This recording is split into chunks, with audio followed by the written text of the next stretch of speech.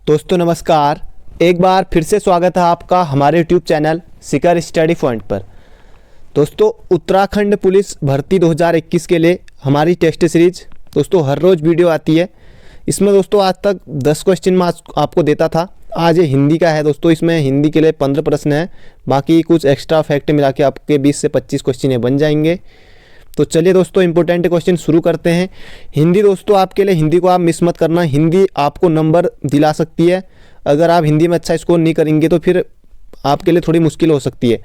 अगर आप दोस्तों किसी भी कैटेगरी से हैं तो आप उत्तराखंड पुलिस भर्ती 2021 के लिए आप कम से कम 65 नंबर लाने का आप ज़रूर कोशिश करिए। चाहे आप SC हैं, ST हैं, जनरल तो फिर OBC, इनके लिए तो फिर है ही है।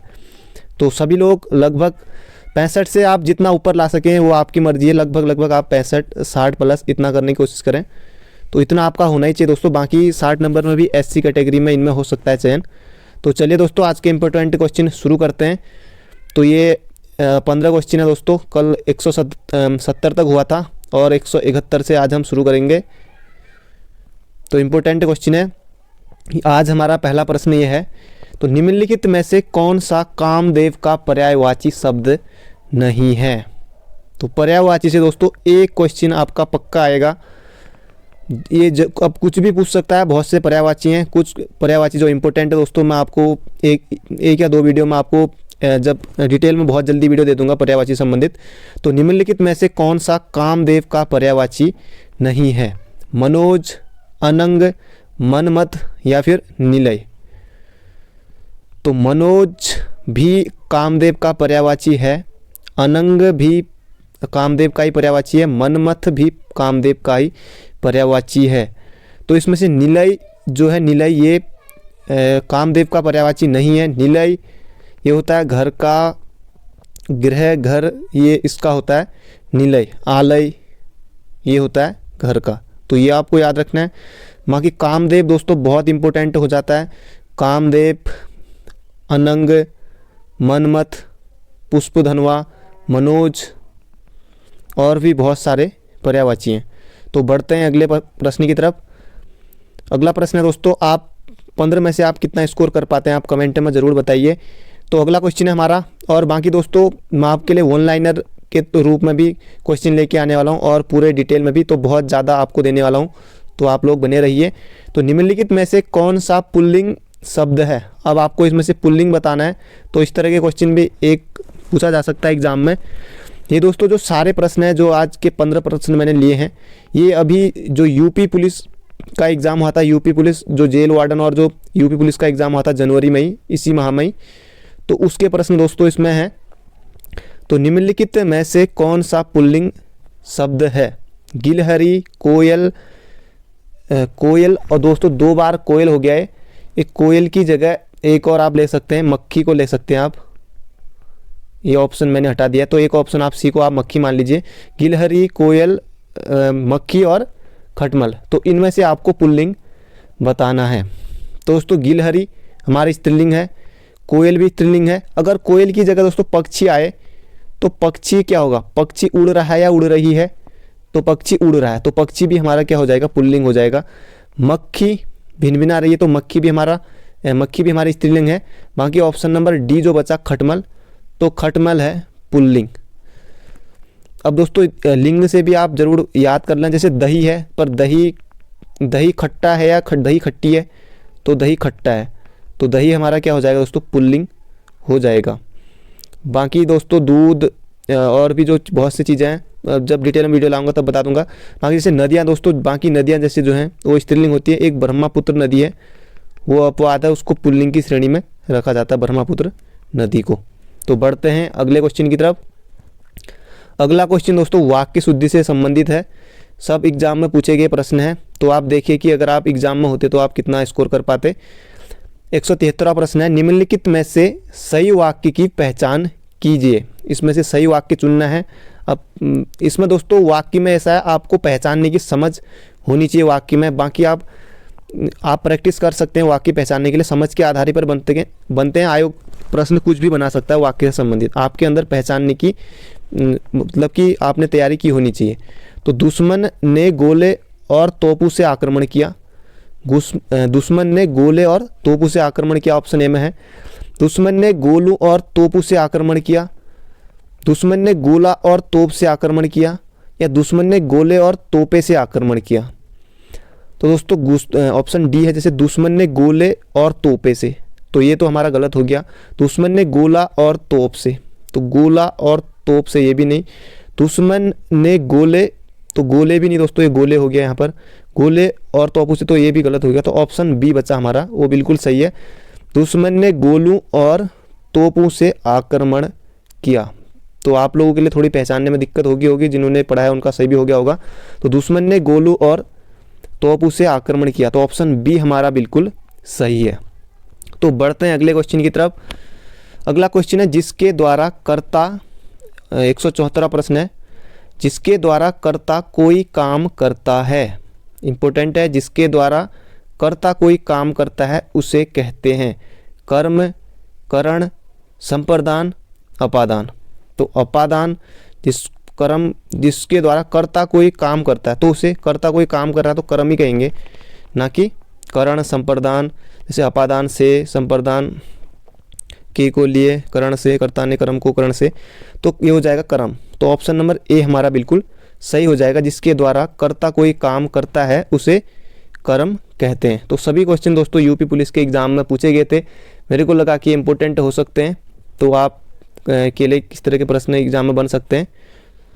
तो अगला क्वेश्चन है हमारा दोस्तों, अगर आप नए हैं, अभी तक बहुत सारे जो लोग अभी नए जुड़े हैं उनको मैं बता दूं, उत्तराखंड पुलिस के जो अभी तक पेपर हुए हैं दोस्तों वो प्ले लिस्ट में है। आप प्ले लिस्ट में जाइए एक बार, आपको सारे पेपर मिल जाएंगे, लगभग बहुत पार्टों में दिया हुआ है। और जॉब प्रोफाइल प्ले लिस्ट में अगर आप जाएंगे तो वहाँ फिजिकल की वीडियो, सैलरी से संबंधित और भी उत्तराखंड पुलिस के बारे में मैंने बहुत कुछ बताया हुआ है, तो आप प्ले लिस्ट में आके देख सकते हैं।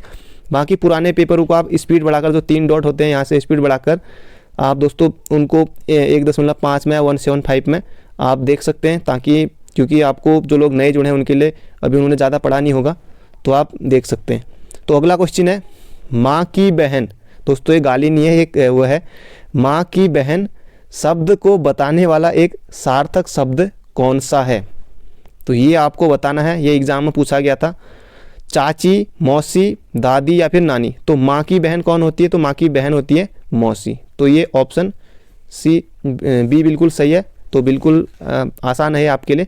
तो माँ की बहन मौसी, बाकी चाची आप पहचानते हैं, दादी, नानी, ये सब आपको भली भांति पता है। तो बढ़ते हैं अगले क्वेश्चन की तरफ।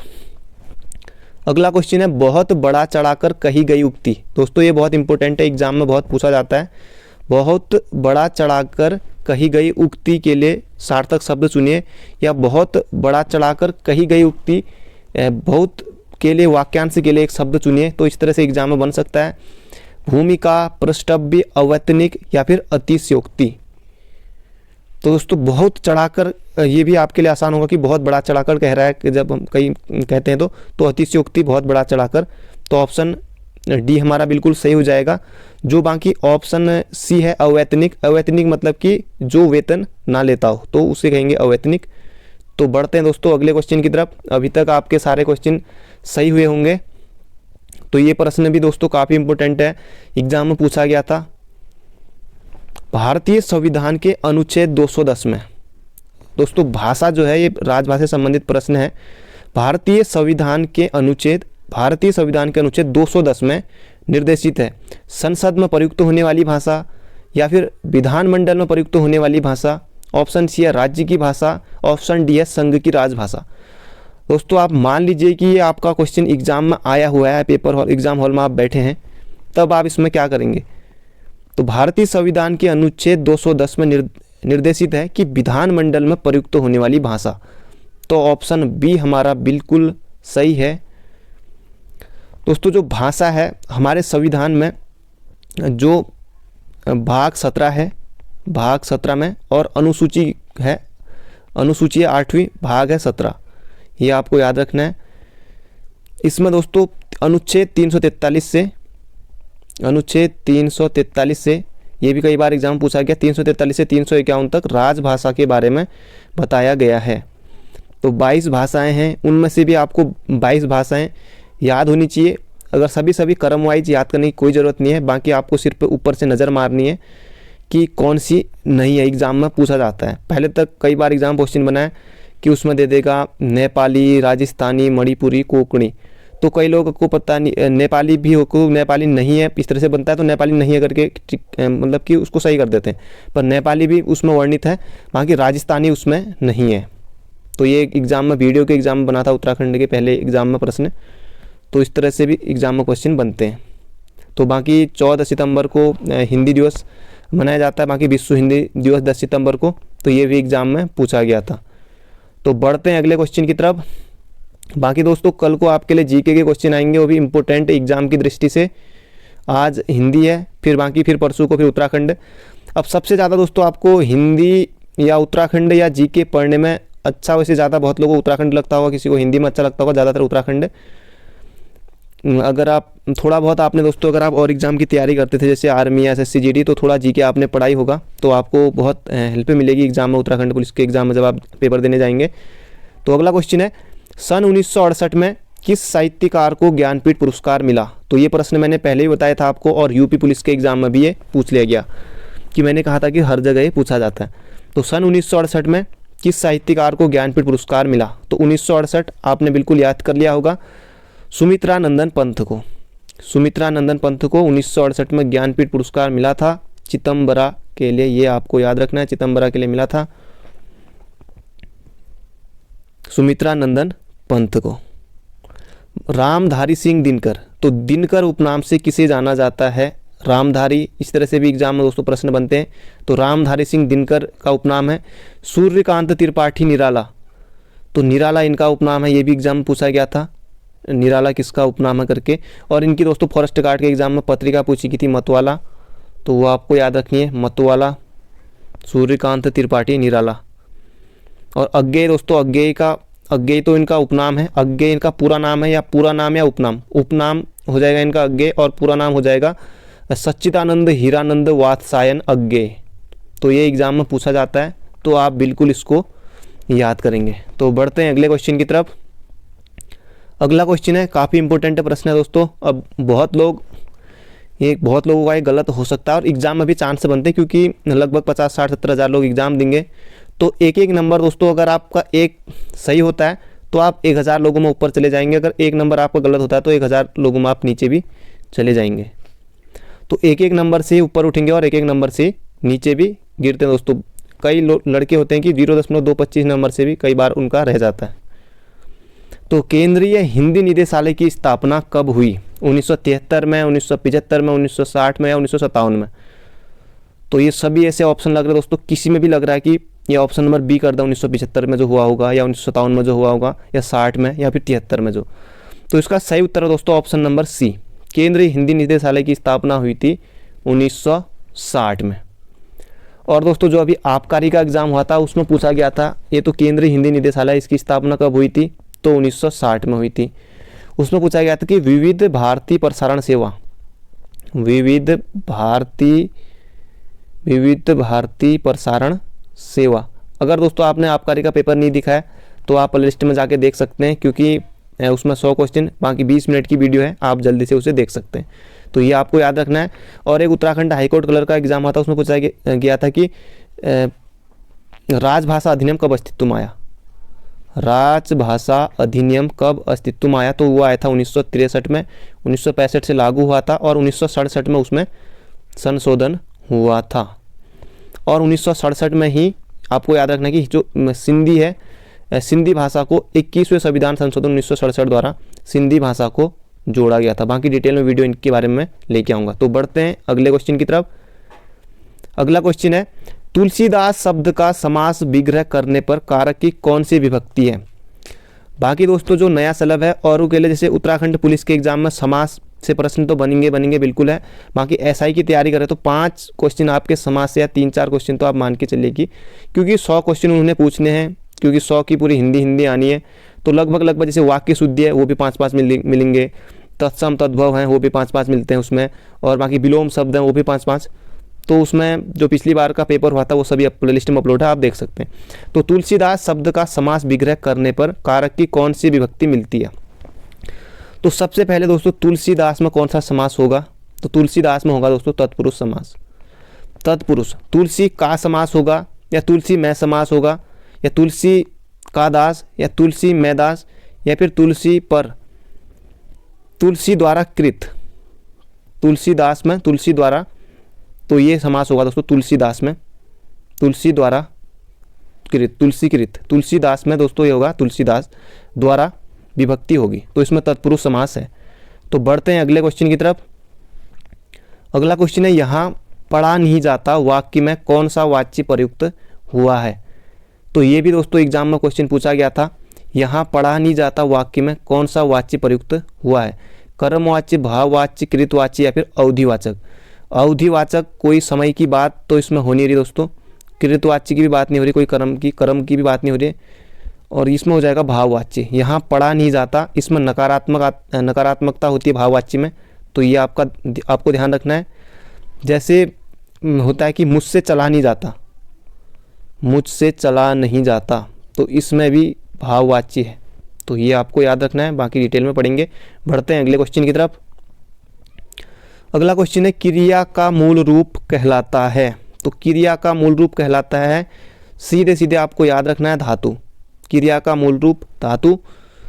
प्रत्यय दोस्तों शब्द के अंत में लगते हैं, सिंपल इतना याद रखिए, प्रत्यय शब्द के अंत में लगेंगे और उपसर्ग शब्द के प्रारंभ में लगेंगे, इतना आप याद रखिए। बाकी जो भी एग्जाम में परिभाषा होगी वो आप अंत प्रारंभ वो आप बिल्कुल याद रखेंगे। तो बढ़ते हैं अगले क्वेश्चन की तरफ। अगला क्वेश्चन है, निम्नलिखित व्यंजनों में से नासिक की व्यंजन है। अब दोस्तों सबसे पहला जो चैप्टर होगा दोस्तों वो मैं आपके लिए वर्णमाला से संबंध लेके आऊँगा हिंदी का पूरा डिटेल में, क्योंकि दोस्तों वर्णमाला से एक क्वेश्चन बनने की पूरी संभावना रहती है, तो एक क्वेश्चन के लिए आपको पूरा चैप्टर पढ़ना पड़ेगा, एक या दो क्या पता पूछ लिया जाए। तो नासिक की व्यंजन है जो नाक से निकले, तो सौ नहीं दोस्तों, ये सौ जो है ये ऊष्म व्यंजन है। ऊष्म का मतलब होता है गर्मी। दोस्तों आप सौ है जो सौ होते हैं, सौ और ये सौ और ये वाला हो, तो इनको आप मुँह के पास लेके जाइए, सौ बोलिए, आपको मुँह से गर्मी आएगी इनको बोलने में, तो ये ऊष्म व्यंजन, उसका मतलब होता है गर्मी। तो ये डॉ और ढौ, तो बिंदी वाला डॉ ढौ जो बिंदी होती है, बाकी ऐसे ये भी होता है डॉ, और ये भी इस तरह से आपने देखा होगा। तो ये दोस्तों ये होते हैं द्वितीय व्यंजन। बाकी चौ वर्ग है, चौ है दोस्तों ये तालव्य वर्ग का होता है, अभी जिन लोगों को समझ नहीं आएगा तो कोई दिक्कत नहीं है, आप देखते चलिए। तो 9 हो गया हमारा नासिक की, तो 9 हो गया नासिक के। जैसे दोस्तों क वर्ग होता है, कई लोग तो ये औवा जो क ये भी भूल गए होंगे, क ख ग घ और अंग, ये जो आखिरी होते हैं ये होते हैं नासिक के। इसमें जैसे चौ आएगा, चौ छ ज झ अंगु यों, तो यों भी हो गया नासिक की। बाकी ये 5 वर्ग इस तरह से जो लास्ट के होते हैं ये सभी होते हैं नासिक की। तो इतना सिंपल आपको याद रखना है। तो बढ़ते हैं अगले क्वेश्चन की तरफ। कोई बात नहीं, अगर जिन लोगों को समझ में नहीं आया हो वो बाद में सीख जाएंगे। तो अगला क्वेश्चन है दोस्तों, ये क्वेश्चन भी जो उत्तराखंड का सिलेबस है हिंदी का, राजेश जोशी ये सिलेबस में भी है, तो मुझे लगता है कि इम्पोर्टेंट हो सकता है कि राजेश जोशी को साहित्य अकादमी पुरस्कार किस रचना पर प्राप्त हुआ था। 2 पंक्तियों के बीच, नेपथ्य में हंसी, मिट्टी का चेहरा या फिर एक दिन बोलेंगे पेड़। अब दोस्तों ऐसा ऑप्शन जो एग्जाम में आ जाए और ऐसी रचना आ जाए तो बहुत लोगों का ये गलत हो सकता है और बहुत लोगों का सही, जिनका सही होगा वो बहुत फायदे में रहेंगे।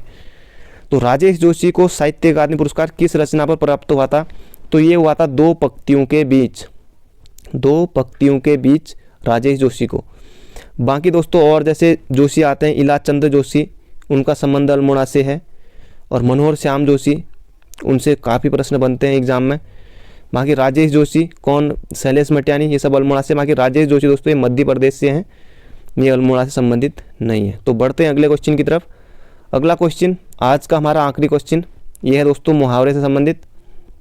मुहावरा किस भाषा का शब्द है, एक वीडियो मैंने आपको बताया था, ये आप जिसने अंत तक वीडियो देखी होगी जिन्होंने, तो ज़रूर कमेंट में बताए कि मुहावरा किस भाषा का शब्द है, मुहावरा किस भाषा का शब्द है।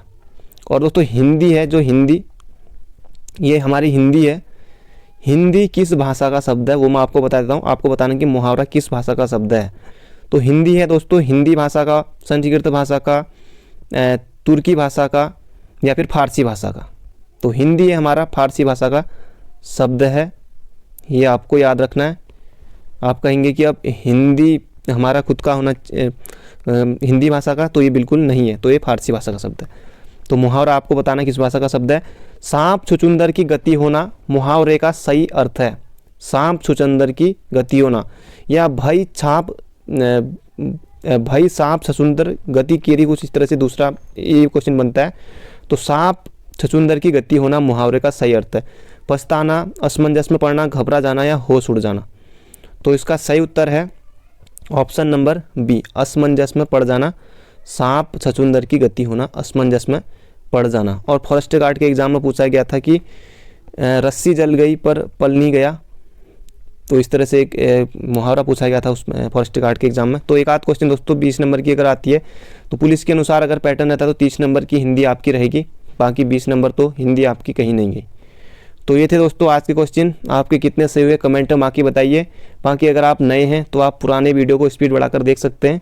तो मिलते हैं अगले वीडियो में। Thank you friend, thank you so much.